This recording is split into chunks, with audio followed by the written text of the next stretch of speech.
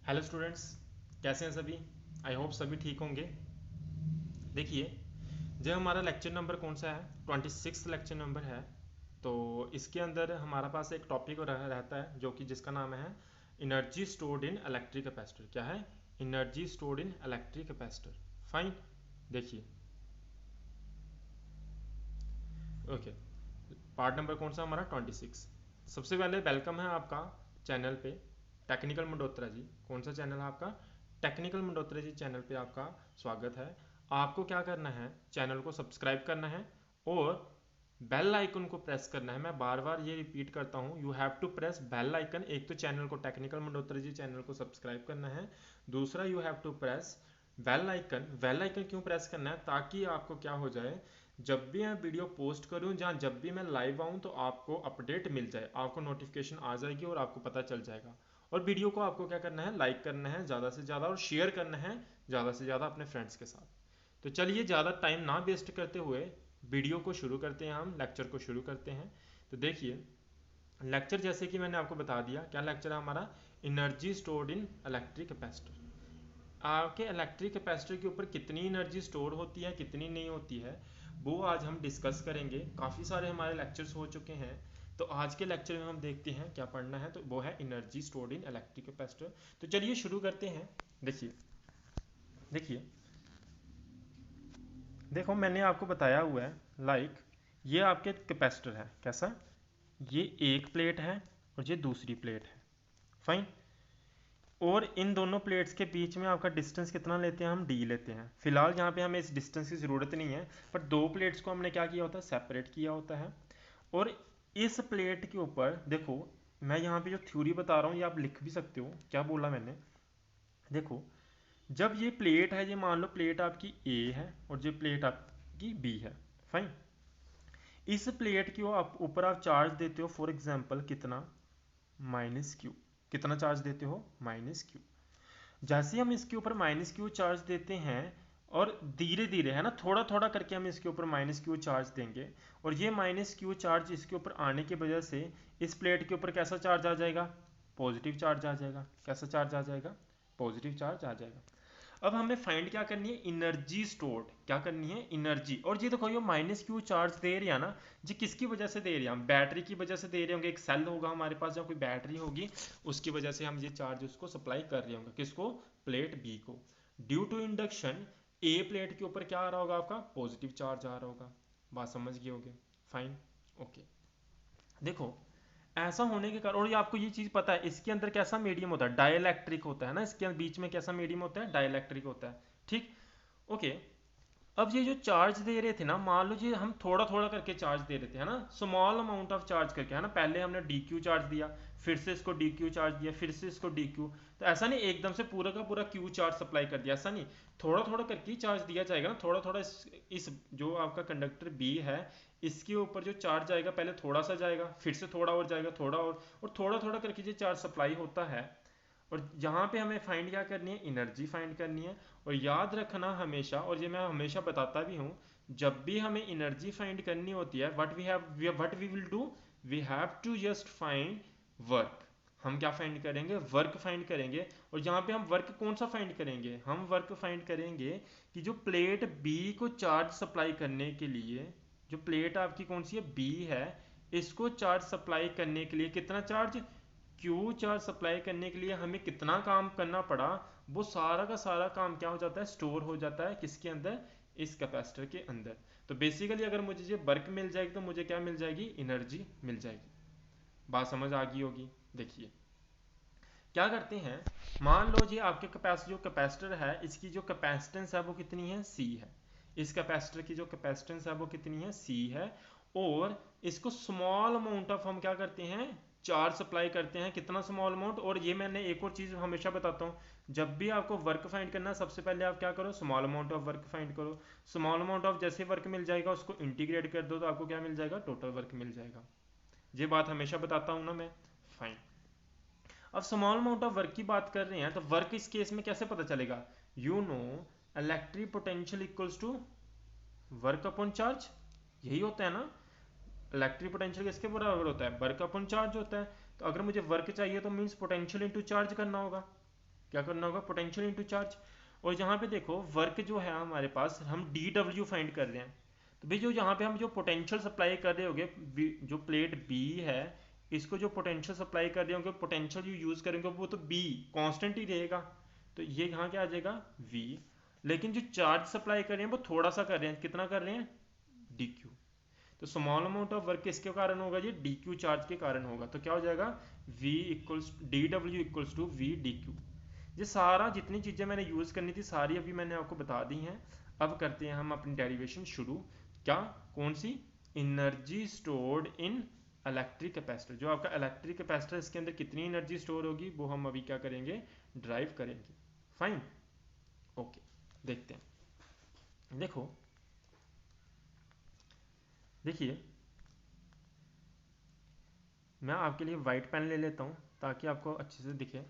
देखिए अब क्या है, मान लो आपके पास क्या है, लेट कर लो, लेट सी क्या है आपका, है ना, सी क्या है आपका, सी है आपका कैपेसिटेंस, क्या है आपका कैपेसिटेंस।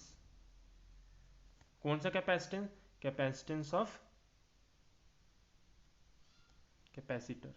कैपेसिटर का आपका क्या है, कैपेसिटेंस है। Fine, and small amount of work, जहाँ ऐसे कर लो, and D Q is the, क्या है डी क्यू आपका, small amount of charge given to capacitor. इस कैपेसिटर को जो हमने स्मॉल अमाउंट ऑफ चार्ज दिया वो कितना दिया, डी क्यू दिया। और हमें पता है, and we know, what we no,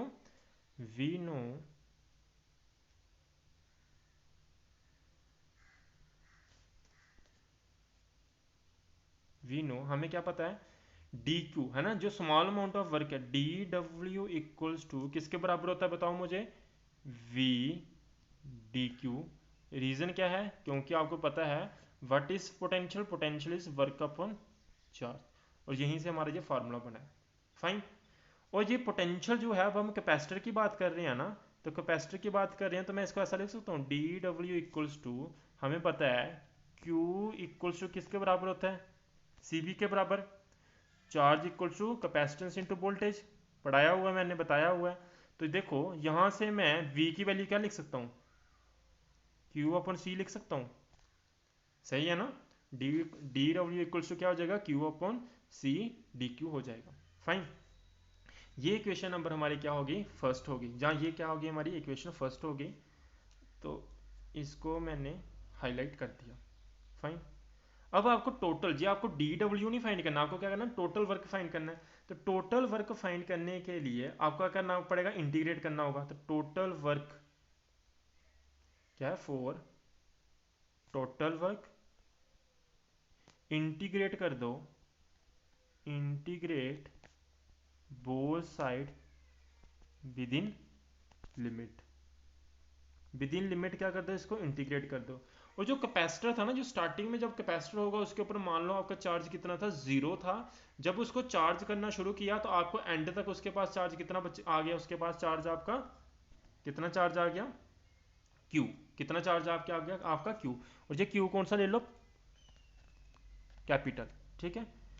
तो आपका कितना लिमिट क्या लगा होगा, पहले चार्ज कितना था, जीरो था, बाद में कितना आ गया, फाइनली कितना आ गया, कैपिटल क्यू आ गया। कितना आ गया, कैपिटल क्यू आ गया। फाइन, तो देखो, दिस इंप्लाई देयरफॉर, है ना, देयरफॉर क्या हो जाएगा, देयरफॉर इंटीग्रेशन किसकी होगी, डी डब्ल्यू की, equals to Q upon C D Q. Integration कहाँ से कहाँ तक है, जीरो से लेके क्यू तक है। कहाँ से लेके कहाँ तक है, जीरो से लेके क्यू तक है। ठीक, देखो डी डब्ल्यू की जैसे ही आपने इंटीग्रेशन की तो आपको क्या मिल जाएगा, टोटल वर्क मिल जाएगा। भाई इंटीग्रेशन की ही क्यों है, ताकि डी डब्ल्यू को इंटीग्रेट के मिल करके आपको क्या मिल जाए, टोटल वर्क मिल जाए। इक्वल्स टू क्या है, इसकी इंटीग्रेशन, क्यू आपका क्या है भाई, चार्ज है, ये आपका क्या होता जा रहा है, चेंज हो रहा है। पर सी आपकी क्या है, कैपेसिटेंस। कैपेसिटर तो आपका वही रहा, कैपेसिटर जो आप यूज कर रहे हो उसकी कैपेसिटी क्या रहेगी, सेम रहेगी ना। तो कैपेसिटी तो आपकी सेम रहेगी लेकिन क्यू चेंज होगा। जो चीज़ कांस्टेंट होती है उसकी हम इंटीग्रेशन नहीं करते हैं, तो 1/c बाहर आ जाएगा। इंटीग्रेशन किसकी होगी? सिर्फ q डी क्यू की। कहाँ से? 0 से लेके q तक। कहाँ से? q से लेके 0 से लेके q तक, ठीक है, q तक। फाइन। देखिए जैसे ही आप इंटीग्रेशन करोगे, इंटीग्रेशन का पता है ना, ये 1/c इंटीग्रेशन का फार्मूला बता देता हूँ मैं आपको। आपको पता है x raise power n dx की इंटीग्रेशन क्या होती है? क्या फार्मूला होता है? n/1 प्लस n प्लस 1, साथ में प्लस c भी होता है कांस्टेंट, उसको यहाँ पे हम यूज़ नहीं करेंगे, ठीक है, क्योंकि ये कौन सी इंटीग्रेशन? आपकी डेफिनेट इंटीग्रेशन है, ठीक। तो देखिए जब मैं इसको ये फार्मूला यूज़ करूँगा तो हमारे पास क्या हो जाएगा बताओ? क्यू स्क्वायर अपॉन नीचे 2 आ जाएगा। पता चला ना? इसकी पावर कितनी है? 1 है। 1 + 1 करेंगे तो पावर कितनी हो जाएगी? 2। नीचे भी क्या होता है? 1 + 1 n+1, तो नीचे क्या हो जाएगा? 1 + 1 हो जाएगा। नीचे क्या हो जाएगा? 1 + 1 हो जाएगा, तो नीचे क्या आ जाएगा? 2। इंटीग्रेशन लिमिट क्या है? 0 से लेके q तक है। बात समझ आ रही होगी। देखो तो W टोटल वर्क है वो क्या हो जाएगा? 1/c इंटीग्रेशन के ये देखो 2 को बाहर निकाल दो, कांस्टेंट है, तो 1/2c किसके बराबर हो जाएगा? q² minus 0²। पता है ना? Upper limit minus lower limit. अब अपर लिमिट डाल दी q तो क्या हो जाएगा? q²। लोअर लिमिट डाल दी 0 तो कितना आ जाएगा? 0²। तो बचेगा क्या हमारे पास? Work W = q²/2c। q²/2c। बात समझ आ गई होगी आपको ये कैसे आई इंटीग्रेशन करके, ये सारा कुछ। होप करता हूँ। नहीं आई है तो आप एक बार वीडियो को रिपीट करके देख सकते हैं। फाइन। आई होप ये बात क्लियर होगी आपको। ओके। देखिए नेक्स्ट देखो, अब इनको ना इसकी 3 फॉर्म्स बनती हैं। देखो यहाँ पे जो हमारे पास जो वर्क आ गया ना, this work will be stored as, ये जो वर्क है ना, this work will be stored as, कैसे? एनर्जी। किसके अंदर? In the capacitor. कौन सा कैपेसिटर है जो आपका? Electrical capacitor. तो क्या फार्मूला बना हमारे पास? ध्यान से देखो, ये जो एनर्जी जो स्टोर हुई है ना, ये जो वर्क जो बेसिकली एनर्जी स्टोर हुई है, तो कितनी हुई है? मैं इसको ई के साथ लिख रहा हूँ। किसके साथ लिख रहा हूँ? ई के साथ लिख रहा हूँ, जो कि क्या है? ई = 1/2 q²/c। यही आया ना?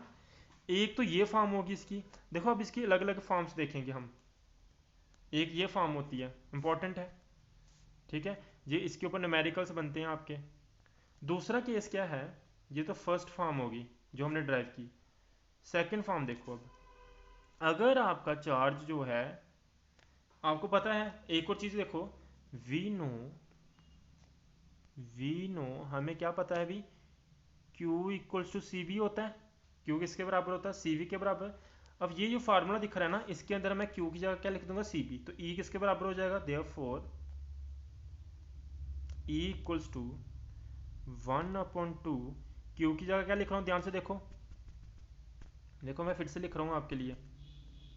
देयरफॉर E = 1/2 q²/c होता है, तो 1/2 q² की जगह क्या लिख दूंगा मैं? CV का स्क्वायर/c। जहाँ क्या हो जाएगा? 1/2 c² v², नीचे क्या? c। एक c और एक c आपकी क्या हो जाएगी? कैंसिल। ये c और एक c आपकी क्या हो जाएगी? कैंसिल हो जाएगी। आपके पास क्या बचेगा? आपके पास बचेगा E = देखो क्या बचेगा आपके पास? You will be left with E = 1/2 CV²। Very very important formula this one, बहुत ज़्यादा इंपॉर्टेंट है ये वाला। तो क्या बचेगा आपके पास? और ये मैं हमेशा इसी को याद रखता हूँ। और याद रखना, आपको एक फार्मूला याद रखना है, ऐसा नहीं तीनों ही रट के बैठ के। आपको एक फार्मूला याद रखना है, एक और मैं फार्मूला करवाऊंगा। तो देखो एक ही फार्मूले से आपके तीनों फार्मूला बन जाते हैं। बस आपको ये चीज़ पता होनी चाहिए और कोई भी एक फार्मूला पता होना चाहिए। तो देखो तीसरा फार्मूला भी देख लो, तीसरी जो फॉर्म है, तीसरा केस फिर से वही करेंगे हम। क्या करेंगे? वी नो वी नो, हमें क्या पता है, Q equals to C B. Q किसके बराबर होता है आपका, सी बी के बराबर होता है। तो E किसके बराबर रहा था आपका, E equals to 1/2 Q square upon C. अब यहाँ पे मैं क्या करूँगा, अब मैं यहाँ पे क्या करूँगा, C की वैल्यू सब्सटीट्यूट करूँगा। क्या करूँगा, C इक्वल्स टू आपको पता है क्या होता है,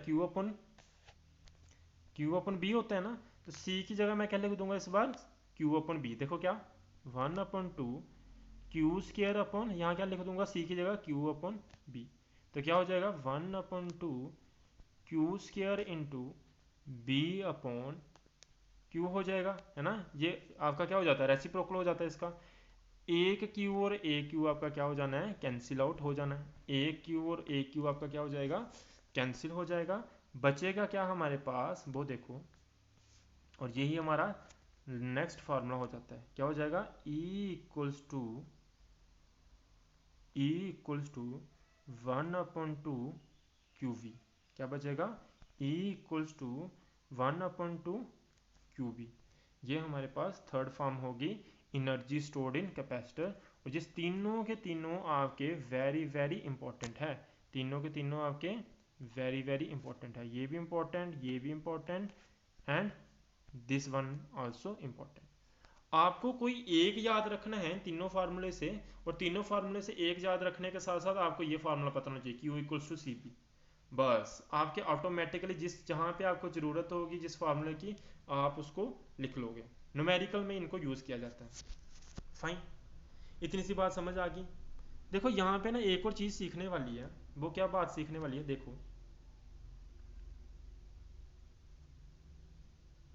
देखिए, यहाँ पे एक और बात सीखने वाली है। बात क्या सीखने वाली है, देखो जी, आप देखो, आपने जो देखो बैटरी से जो चार्ज सप्लाई किया था, मैं क्या बोल रहा हूँ, जो आपने एक बैटरी या सेल से आपने कैपेसिटर को जो चार्ज सप्लाई किया था, वो कितना किया आपने, प्लस क्यू किया, है ना। तो जो आपने एनर्जी जो सप्लाई की है अपने सेल की मदद से या बैटरी की मदद से अपने कैपेसिटर को, वो कितनी एनर्जी आपने सप्लाई की है, वो आपने एनर्जी सप्लाई की है, चार्ज कितना सप्लाई किया आपने, क्यू किया। और उस बैटरी का पोटेंशियल कितना था, वी था। कितना पोटेंशियल था, वी था। बात समझ आ रही होगी। तो ये जो आपने अपनी बैटरी की मदद से जो एनर्जी सप्लाई की है, मैं क्या बोल रहा हूँ, देखिए देखो, मैं बोल रहा हूँ जो आपने अपने किसकी मदद से, when you charge your capacitor, जब आपने अपने कैपेसिटर को चार्ज किया, तो उसको चार्ज करने के लिए जो आपने एनर्जी जो सप्लाई की बैटरी से, वो कितनी की, आपकी बैटरी ने कितना चार्ज सप्लाई किया, टोटल क्यू चार्ज सप्लाई किया। कितना चार्ज सप्लाई किया, क्यू चार्ज। और जो उस बैटरी का पोटेंशियल था वो कितना था, बी था। जो उस बैटरी का पोटेंशियल था, वो कितना पोटेंशियल था बताओ, वो पोटेंशियल कितना था, वी। तो जो आपकी बैटरी ने एनर्जी सप्लाई की वो कितनी की, क्यू बी की, है ना। लेकिन ध्यान से देखो, जो हमारे कैपेसिटर के ऊपर एनर्जी स्टोर हुई है वो कितनी हुई है, 1/2 क्यू बी। जो कैपेसिटर के ऊपर जो एनर्जी स्टोर हुई है वो कितनी हुई है, 1/2 क्यू बी। यहां से मैं क्या कंक्लूड कर रहा हूं, आपका जब आप एक बैटरी की मदद से कैपेसिटर को चार्ज करते हो, मैं क्या बोल रहा हूं, जब आप एक बैटरी की मदद से एक कैपेसिटर को चार्ज करते हो, जब आप उसको चार्ज कर रहे होते हो ना, तो उस कंडीशन में होता क्या है, उस कंडीशन में जब हम चार्ज कर रहे होते हैं, जो आपका कैपेसिटर चार्ज होते हुए जो उसके अंदर एनर्जी जो स्टोर होती है ना, it is always half the energy जो सप्लाइड फ्रॉम द बैटरी। मैंने क्या बोला, मैंने आपको बोला, जब आपने एक बैटरी की मदद से एक कैपेसिटर को चार्ज किया तो मीन्स उसके ऊपर एनर्जी स्टोर की, उसके ऊपर क्या की, एनर्जी स्टोर की। जो बैटरी से मान लो आपने 10 जॉल की एनर्जी सप्लाई की कैपेसिटर को, आपने 10 जॉल की एनर्जी सप्लाई की कैपेसिटर को। जब आप कैपेसिटर आपका चार्ज हो जाएगा और आप देखोगे भी मैंने अपनी बैटरी से 10 जॉल की एनर्जी सप्लाई की थी, तो मेरे कैपेसिटर के ऊपर कितनी एनर्जी आई है वो देखने जाओगे तो आपको कितनी मिलेगी, 5 जॉल की एनर्जी ही मिलेगी कैपेसिटर के अंदर जो स्टोर होगी। और जो 5 जॉल की एनर्जी होगी वो क्या हो जाएगी आपकी, डिसिपेट हो जाएगी, वेस्ट हो जाएगी। बात समझ गए होगे। तो हमेशा याद रखना जो कैपेसिटर के ऊपर एनर्जी जो स्टोर होती है इट इज ऑलवेज कितनी होती है, हाफ द एनर्जी सप्लाइड। जितनी आपने एनर्जी सप्लाई की है उसकी क्या होती है, हमेशा हाफ होती है। फाइन। तो यहाँ पे वही लिख रहा हूँ मैं आपके लिए, क्या लिख रहा हूँ, एनर्जी जो सप्लाई होती है, एनर्जी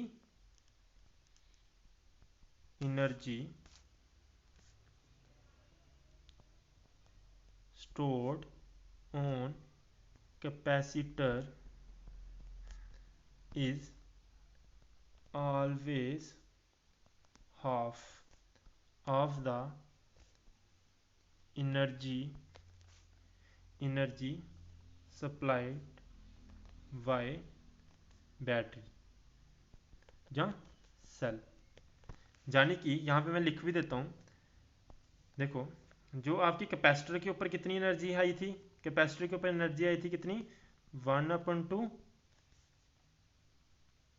QB, एंड बैटरी के कारण जो एनर्जी थी वो कितनी सप्लाई की थी, बताओ मुझे, E equals to QB।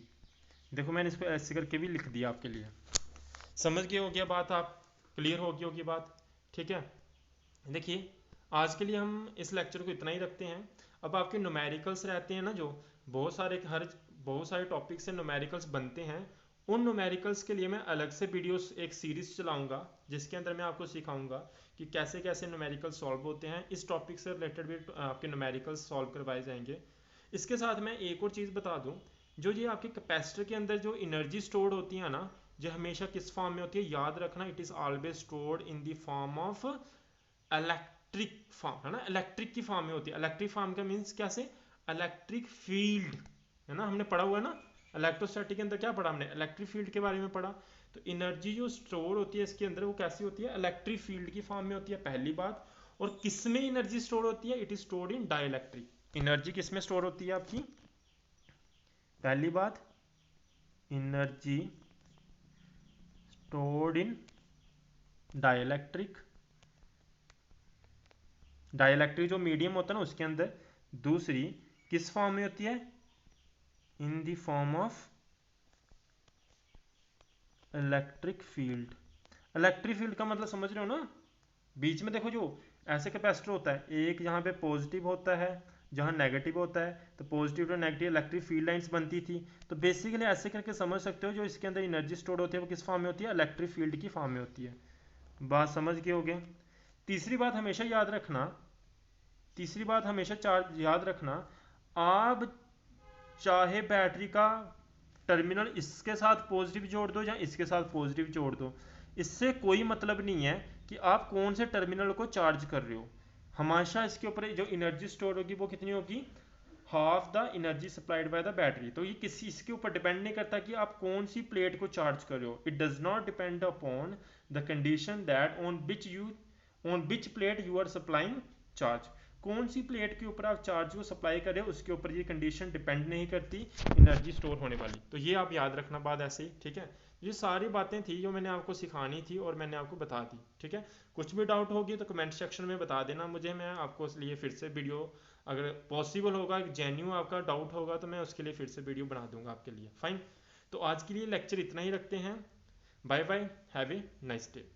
Okay.